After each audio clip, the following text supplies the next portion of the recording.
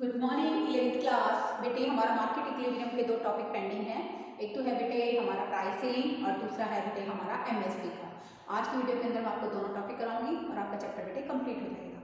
तो देखो बेटे यहाँ पर प्राइस सीलिंग क्या है। सील करने का मतलब यहाँ पर क्या है, मैक्सिमम लिमिट। क्या मतलब है बच्चों, मैक्सिमम लिमिट।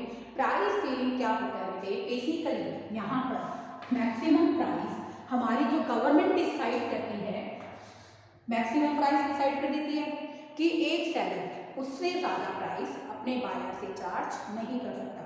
उसी को ही बेटे हम लोग क्या कहते हैं, प्राइस सेलिंग। प्राइस सेलिंग का मतलब क्या है बच्चों, अधिकतम कीमत, ठीक है ना, that the seller can charge from the buyer. इसको एक जो सेलर है बेटे अपने बायर से चार्ज कर सकता है।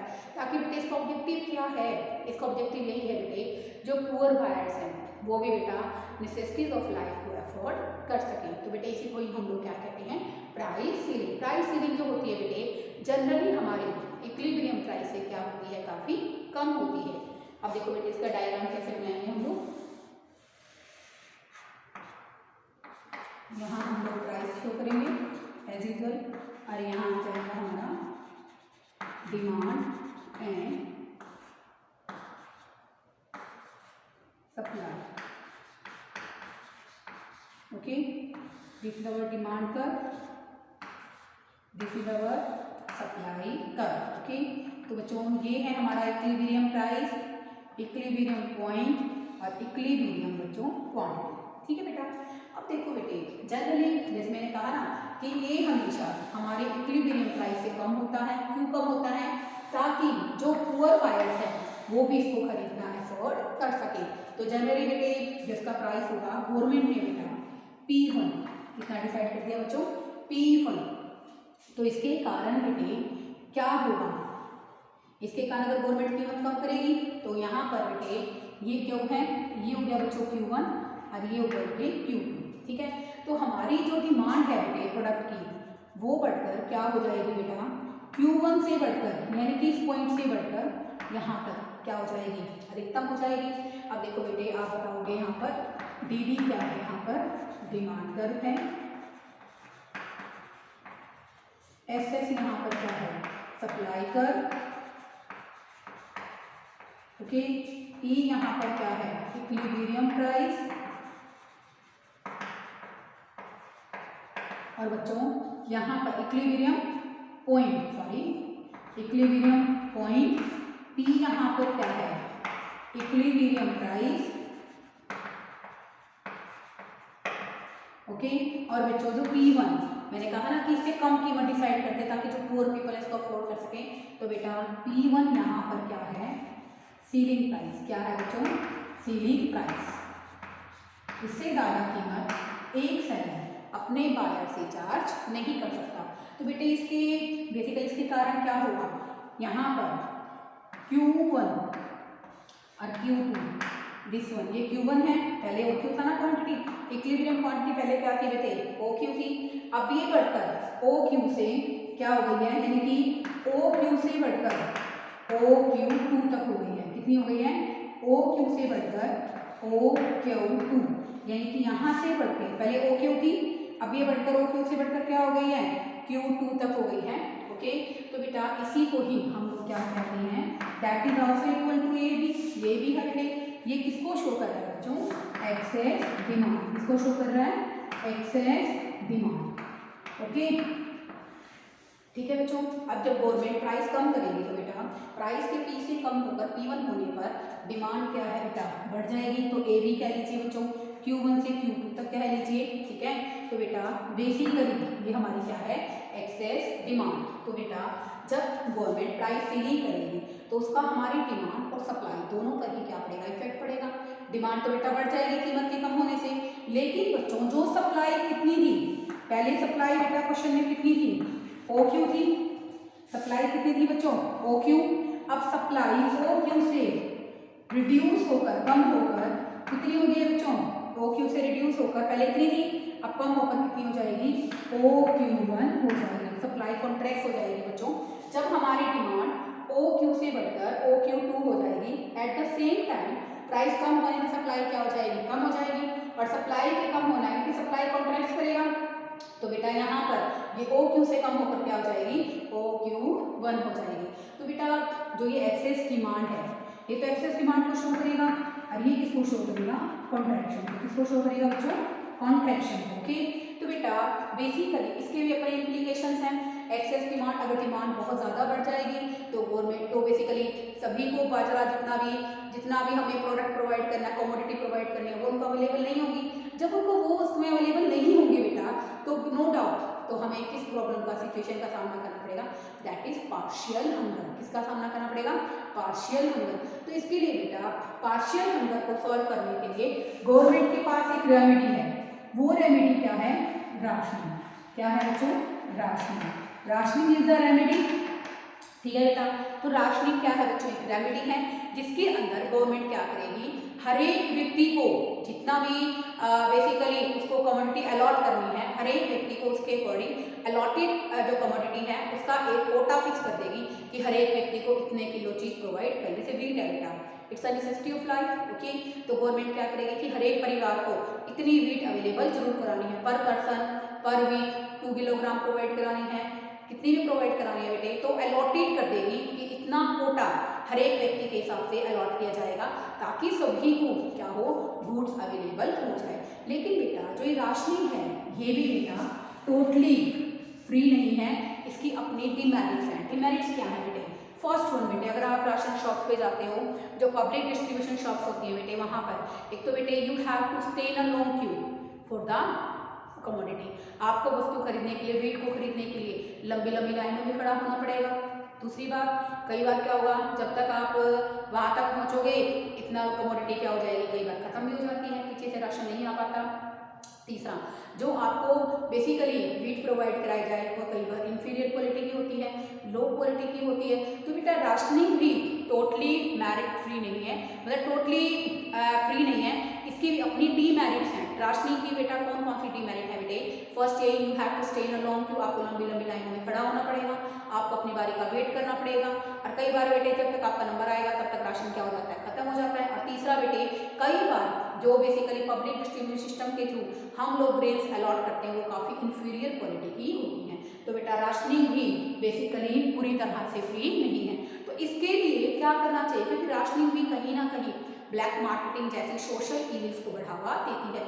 जैसे बेटे जो पीडीएस सिस्टम के अंदर गवर्नमेंट एम्प्लॉयज़ लगे होते हैं वो क्या करते हैं, बेसिकली पीछे से शॉर्टेज शो कर देते हैं, ठीक है ना, और उसी को ही बेसिकली क्या कर देते हैं, ओपन मार्केट के अंदर ज़्यादा कीमत पर बेचकर प्रॉफिट कमा लेते हैं। तो बेटा यहाँ पर जो राशनिंग है उसके साथ हमें क्या करना चाहिए, बेसिकली गवर्नमेंट को इफेक्टिव पीडीएस सिस्टम, क्या करना चाहिए, इफेक्टिव पीडीएस सिस्टम, यानी कि गवर्नमेंट को डिस्ट्रीब्यूशन सिस्टम को इम्प्रूव करना चाहिए। प्राइस सीलिंग इंट्रोड्यूस कर रही है गवर्नमेंट, उसके साथ साथ गवर्नमेंट को जो सार्वजनिक वितरण प्रणाली है, डिस्ट्रीब्यूशन सिस्टम है, उसको भी काफ़ी इफेक्टिव बनाना चाहिए ताकि ब्लैक मार्केटिंग को रोका जा सके, और जो पुअर परचेजर्स हैं, पुअर बायरर्स हैं, पुअर कंज्यूमर्स हैं, उनको नेसेसिटी ऑफ लाइफ बहुत कम कीमत पर प्रोवाइड कराई जा सके।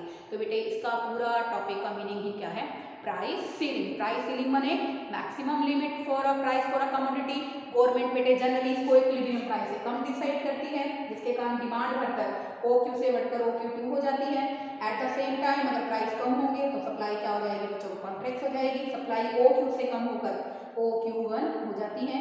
तो बेटा यहाँ पर जो एक्सेस डिमांड है उसके अपने इम्प्लीकेशंस हैं। वो इम्प्लीकेशंस क्या है, अगर डिमांड बहुत ज़्यादा हो गई तो नो डाउट बेटे हर एक व्यक्ति को जितनी कमोडिटीज़ को चाहिए, रिक्वायर्ड कमोडिटी वो अवेलेबल नहीं होगी। ओके, जब उसको वो अवेलेबल नहीं होंगी तो इसका मतलब हमें एक सिचुएशन का सामना करना पड़ेगा, that is known as partial hunger, यानी कि आधा भोजन मिलेगा और आधा हमें भूखा रहना पड़ेगा। तो इसके लिए बेटे गवर्नमेंट क्या कर देती है, गवर्नमेंट के पास क्या रेमेडी है, बेसिकली राशनिंग। राशनिंग भी टोटल फ्री नहीं है, यानी कि राशनिंग में एक ऐसा गुण नहीं है जिसको अपना ले और जिसके अपने कोई डिमेरिट नहीं हो। राशनिंग के भी अपने क्या है, डिमेरिट है।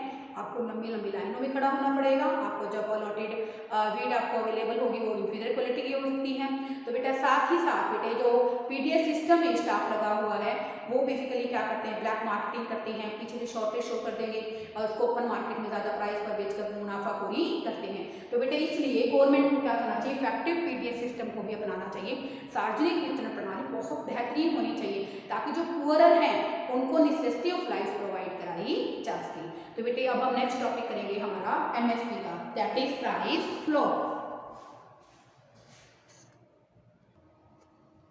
तो बेटे अब हम करेंगे प्राइस फ्लोर के बारे में, that is also known as MSP, minimum support price. आज बेटे अगर आप लोग करंट इवेंट के साथ जुड़े हुए हैं तो आप पढ़ते भी हैं बेटे, कितने सारे जो विवाद चल रहे हैं हमारे एमएसपी को लेकर चल रहे हैं, ठीक है ना। तो बेसिकली पंजाब के अंदर भी, हरियाणा के अंदर भी बहुत सारी प्रॉब्लम्स चल रही हैं एमएसपी को लेकर, ठीक है। तो बेटे एमएसपी होता क्या है, minimum support price, that is also known as price floor, okay. ये होता है बेटे मिनिमम प्राइस, क्या होता है बच्चों, minimum price which is fixed by the government. बेटे एमएसपी माने मिनिमम सपोर्ट प्राइस, न्यूनतम समर्थन कीमत, which is fixed by the government. Government इसको क्या करती है बेटे, फिक्स करती है to regulate the income of the farmer, ताकि जो फार्मर्स है बेटे उनकी इनकम को रेगुलेट किया जा सके। क्या किया जा सके, उनकी इनकम को रेगुलेट किया जा सके।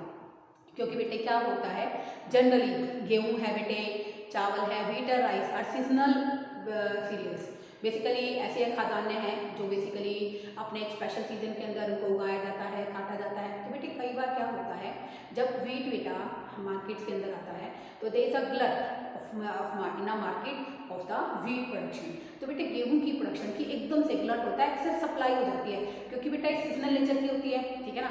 इसकी बोने का और काटने का टाइम पीरियड क्या होता है बेटे, सेम होता है। तो बेटा जब वो मार्केट में एकदम से आती है ना बेटे, तो क्या होता है कि उनकी जो प्राइसेज है वो क्रैश कर जाती है। It means good harvesting implies poverty, यानी कि फसल का प्रोडक्शन तो बढ़िया किया है लेकिन उसके कारण क्या आ रही है, निर्धनता आ रही है, गरीबी आ रही है। Then the farmers also compare to reduce the production to cut the supply of wheat and rice which are the major important cereals for the Indians. तो बेटा वो क्या करेंगे, गेहूं और चावल का प्रोडक्शन कम कर देंगे। जब गेहूं और चावल का प्रोडक्शन बेटा इस तरह से कम करेंगे, जो हमारे इंपॉर्टेंट सीरियल्स हैं, तो एकदम से बेटा नेशन वाइड इन चीज़ों की क्या हो जाएगी, शॉर्टेज हो जाएगी। तो यहाँ पर गवर्नमेंट क्या करती है बेटे, एक मेन रोल प्ले करती है। वो मेन रोल क्या प्ले करेगी कि गवर्नमेंट क्या करती है, इक्विलिब्रियम प्राइस से ज़्यादा कीमत क्या कर देती है, यहाँ पर डिसाइड कर देती है, ताकि जो फार्मर्स हैं उनको रेगुलर इनकम मिलती रहे, ठीक है ना। अगर उनको रेगुलर इनकम मिलेगी तभी तो वो प्रोडक्शन करेंगे, अगर उनको रेगुलर इनकम नहीं मिलेगी then they are not ready to do the more production. Production को बढ़ाने के लिए जरूरी क्या है कि उनको मोटिवेट करना, और उनको मोटिवेट कैसे किया जा सकता है कि हम हर तरह से क्या करें कि बेसिकली प्रोडक्शन को हम लोग क्या करें, इन्हेंस करने के लिए उनको एक न्यूनतम कीमत जरूर दें ताकि वो प्रोडक्शन कर सके। तो बेटा इसमें डायग्राम कैसे बनाएंगे, देखो बेटे यहाँ पर आ जाएगा बच्चों प्राइस, ओके। तो यहाँ आ जाएगा हमारा demand and supply. This one is our demand curve, we all know. That is our supply positive relation, equilibrium price, equilibrium point and equilibrium quantity, ठीक है बच्चों। तो यहाँ पर बेटे जो हमारी गवर्नमेंट है वो क्या करती है, मिनिमम प्राइस फिक्स करेगी जो उनको मिले। जनरली बेटा जो ये मिनिमम प्राइस होता है बेटे वो इक्विलिब्रियम प्राइस है बच्चों, क्या होता है हमेशा ज़्यादा होता है। तो बेटे यहाँ पर जो पॉइंट है हमारा Q1 से बढ़कर Q2, यानी कि जो ए बी पॉइंट है ये क्या शो कर रहा है बच्चों, हमारे इक्विलिब्रियम प्राइस से ज़्यादा प्राइस डिसाइड किया। तो बेटा इसके कारण ए बी कह सकते हैं आप लोग, दैट इज इक्वल टू कितना बढ़ गया हो गया बेटे, पहले हमारा कितना था बच्चों, यहाँ पर ओ क्यू था, just a Q, okay, no need to confuse. तो बेटा ये ओ क्यू से बढ़कर कितना हो गया, O Q two, that is equal to excess supply, ठीक है बेटा। इसके कारण सप्लाई क्या हो जाएगी, बढ़ जाएगी, क्योंकि बेटे जब फार्मर्स को अच्छी इनकम का सोर्स मिलेगा, उनको प्राइस अच्छे मिलेंगे, that's why they are ready to sell, okay. तो बेटा बेसिकली इसके कारण जो डिमांड है बेटा वो क्या हो जाएगी, कॉन्ट्रैक्ट हो जाएगी। डिमांड क्यों कॉन्ट्रैक्ट हो जाएगी, क्योंकि अगर प्राइस बढ़ जाएंगे तो डिमांड क्या हो जाएगी बच्चों, कम हो जाएगी। पहले हमारी इक्विलिब्रियम प्राइस के अकॉर्डिंग डिमांड कितनी थी बच्चों, ओ क्यू थी। अब डिमांड कॉन्ट्रैक्ट होकर ओ क्यू से क्या हो गई है, ओ क्यू 1 हो गई है, यानी कि पहले इतनी थी बच्चों ओ क्यू थी, अब ये कम होकर कितनी हो गई है, ओ क्यू 1 हो गई है।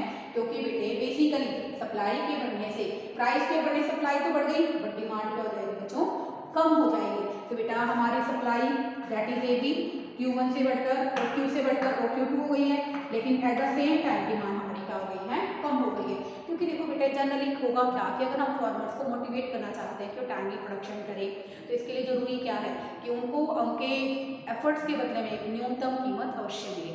जब उनको मिनिमम प्राइस भी नहीं मिलेगा बेटे तो वो प्रोडक्शन करने के लिए रेडी नहीं होंगे। अगर मान लो बेटा जैसे मैं इसमें एग्जांपल लेती हूँ कि वीट का जो रेट चल रहा है मान लो 15 रुपीज़ पर किलोग्राम है, ओके।